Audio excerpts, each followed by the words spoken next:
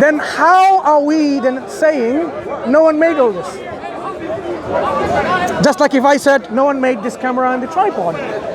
If I said, how do you say no one made it? You should say, I'm certain someone made it. Yeah, that's true. I'm certain that somebody made all of this. Then you're not an agnostic. No, but I didn't make any effort to like go in the Bible or really make some. You don't need to go in the Bible to understand that. When you observe the universe, you know that the universe has been made by someone other than itself. Yeah. The universe didn't make itself. Yes. The universe could not have been made by nothingness. So something or someone would have made it. This is not agnosticism.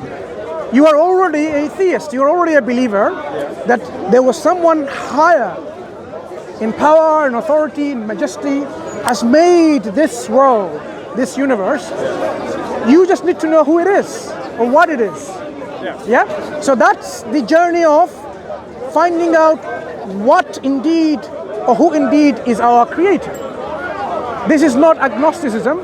This is trying to understand which concept of theism is true. There are many. What about, sorry to interrupt you, what about the fallacy of composition? How can you...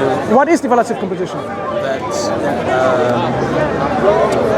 That a small, that you conclude the same thing with different examples. Yeah. I'm not using the argument of composition. I'm simply saying, if something exists now, there cannot be a time in the past where there was absolute nothingness.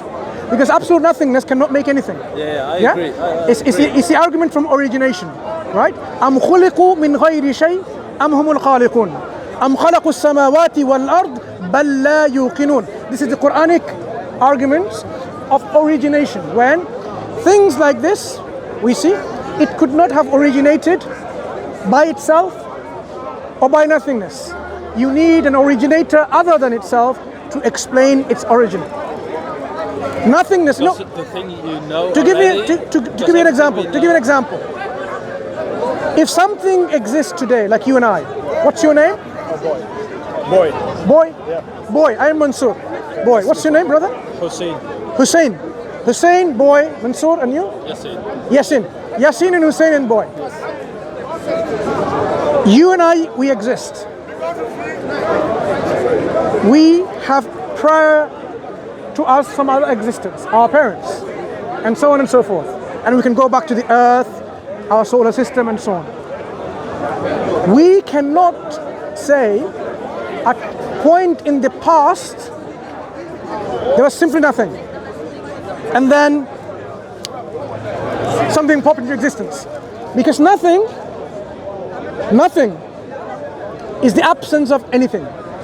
Absence of matter, space, time, fluctuation, gravity, quanta, potential, absence of everything. That's nothingness. It's something that is non-existent. It's a concept that we use to understand what is something. The opposite of that. Yeah? Yeah? So this nothing, while it is non-existent, cannot make anything. It doesn't even exist.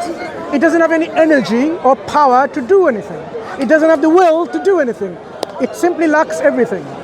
The fact that we exist means something has to be there always, and not nothingness.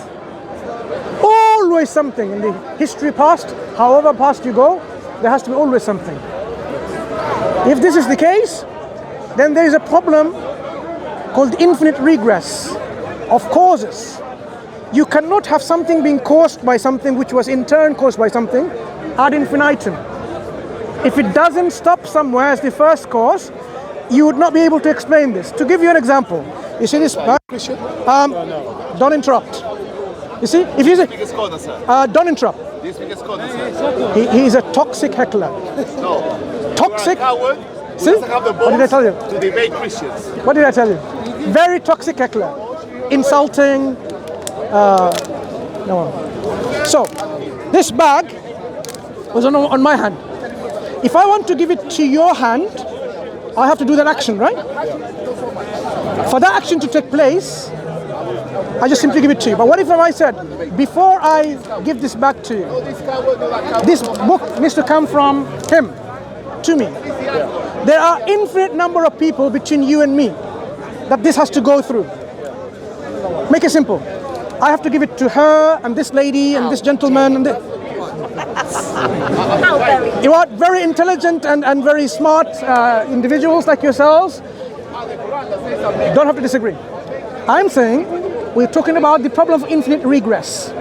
I'm giving an illustration in which if there was an infinite cause of our existence, of our universe, we would not come at this point today. And an example I'm saying, even this action of the bag going to him, if there are infinite number of people this bag has to pass through, would this bag ever reach his hand? If it goes through an infinite number of people? Why does it have to be an infinite cause? I'm saying the infinite cause is not rational. It has to be a finite at the end. It has to stop somewhere. If my ignorance, who said it has to be an infinite cause? I'm saying infinite cause is impossible. Okay. That's what that's what I'm illustrating. So we would agree. What about mathematics? So thank you. So what I'm saying, if there are infinite number of people in front of me, this bag would never reach your hand, would it?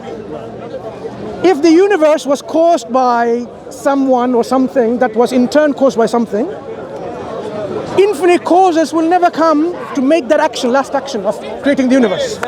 Because there are infinite number of things or causes to make that cause, which makes that cause, which make that cause, which make the universe. And the fact that things are happening, you automatically can conclude that... No, I'm saying the fact that the action took place, it demonstrates the causes are not infinite. That means it ends somewhere.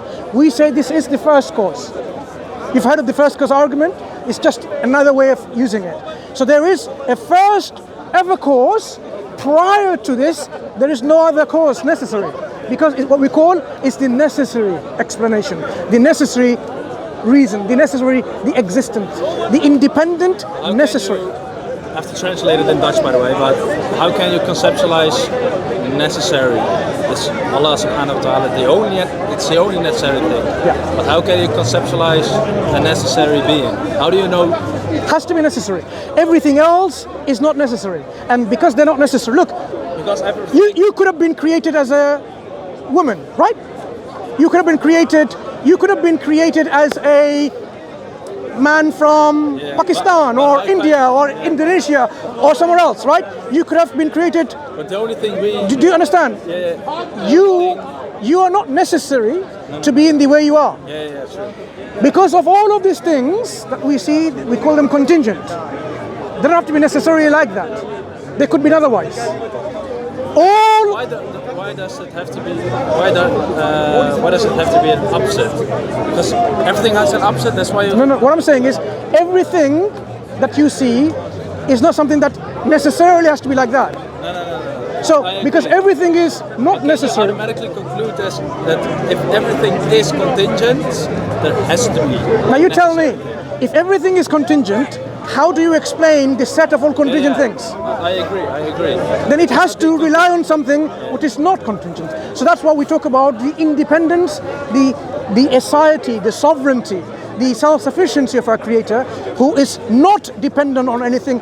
He is the one from which all cause and effect comes through, and he is not someone who is caused. There is no prior explanation necessary for him. He is the necessary cause for everything. That is something that makes sense intellectually and rationally. So when we talk about, the reality of things, there are various ways we can be sure that the concept of a necessary existence who is self-sufficient and one makes sense. You cannot have two self-sufficient, independent cause or creators. You cannot have two of them. Okay. Do you agree or disagree? Yeah, I tried to translate because we don't have to really have a word in Dutch that's equivalent to maybe necessary. That's why I asked, can you conceptualize? Has to be. Yeah, of course. Yeah. So, to give you an example of how independent and self-sufficient beings will have conflict of will. They will have a conflict of will. So if you have a car, do you drive? Do you drive? Right. His car has two steering wheels, two gas and everything, accelerator and so on, brakes. Now, is it Hussein? Hussein wants to take the car this way. Boy wants to take the car after having learned how to drive that way. Which way is the car going to go? You have a conflict of will. You have a conflict. Because if both of you are independent drivers, you say, I'm not going to listen to you. I have my full control, full autonomy. Autonomy. I am in control. I will take it this way. You're saying, I'm in control. I have full autonomy. I'm going to take this car this way. You'll have a problem. The car is not going to go both ways. So when you have a conflict, how do you solve it? This conflict demonstrates you cannot have two autonomous agents, two independent, self-sufficient agents, or gods, or creators. They will be imagine now, for the sake of argument, just to explain. Because X doesn't happen, you can No, automatically. let me give you an example. One God says, I don't like Hussein. Destroy. Is he able to do that? He's able to do that. He is able to make you disappear from existence because he's all powerful. Because he is in control, he can do that. Imagine, there's another God who is also all powerful. He says, I like Hussein. I want him to live. What's going to happen to Hussein? Is he going to be totally annihilated, destroyed from existence, or is he going to keep on living? Conflict of will. Possibility is now going to happen. Either you are totally destroyed, but that means the one God who is supposedly all-powerful is not God anymore because he failed to keep you living. Do you follow this argument? Yeah, I follow, but you do not. That was not our question. What was your question? There is Yeah, I agree. My question was, just because you don't see X, can you automatically conclude Y? No, we're not doing this X and Y argument. Because it's impossible that there are two most powerful things, or like you said, infinite regress, because we don't. No, I'm saying you observe the universe, and the universe itself demonstrates to you that there is no two self-sufficient, independent, absolute creators in action. Had there been two, the world would have been in chaos and corruption and ruin. One God would say, as I give an example, I don't like Hussein. I want to destroy him. He's able to do that. But another God says, I like him. It's up to him, right? He wants to make you living. What's going to happen to you? We have possibilities. Either you're destroyed or you are continuing to live. Either way, there can only be one of those creators whose power has been in action. And the other one failed. The one who kept you alive means the one who wanted you to die is not all-powerful, not absolute, not self-sufficient, not independent, not absolute. You cannot have two absolute beings. This is just an example to illustrate. That means, boy, the belief system in which people talk about multiple gods and multiple deities, polytheism, we can disregard it because that cannot be true. Because polytheism is irrational. Believing many gods is irrational. Yeah. Multiple gods is irrational. You should ask everything you say after the sentence, just if you're on the same line. Did you understand so far? I do understand, yeah. Good. So the belief that now we want to look as a theist, a believer in a creator, there has to be a concept around in which it tells you there is one absolute creator, one God, one absolute independent self-sufficient, someone who is totally unique and different from all the other creation, because creation by definition is limited and finite and dependent and so on. Has to be totally different. And guess what? We have some religion which claims that, and this is Islam. Islam says, in a summary, in chapter 112 of the Quran, called Surah Al-Ikhlas, say, He is Allah, the One, the self-sufficient, Master of whom all creatures need. He neither eats nor drinks. He is independent and self-sufficient. He is not begotten. He is not someone who begets. There is nothing co-equal or comparable unto him. Okay, but if this was in the Bible, then you have conflict, right? How can you make that? Before we go, we need to understand one thing. We now have a scripture, a book from claiming to be God, which you now know it makes sense. That's what I'm expecting the God to be. And it tells you God is one and unique and absolute, independent, self-sufficient. He is not born. He doesn't produce children and someone like him anymore. And he's unlike anything. No co-equals, no comparison, no likenesses. Do you follow so far? Yeah, I do. Right.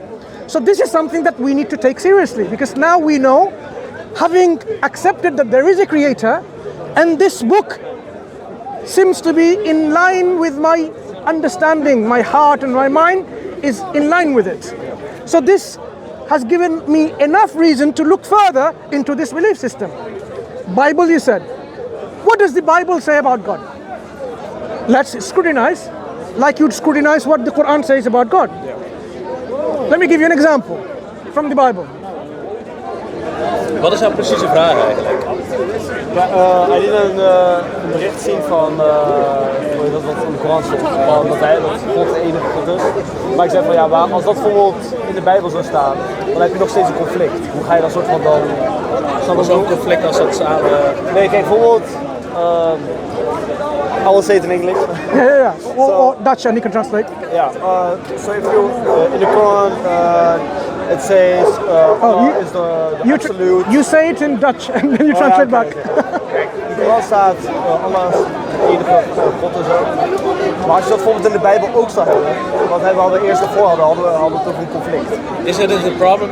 Is it conflating if in Surah Al-Ikhlas it says it's one true God, and if the Bible says it too, is it conflating? It's not, because it's in line.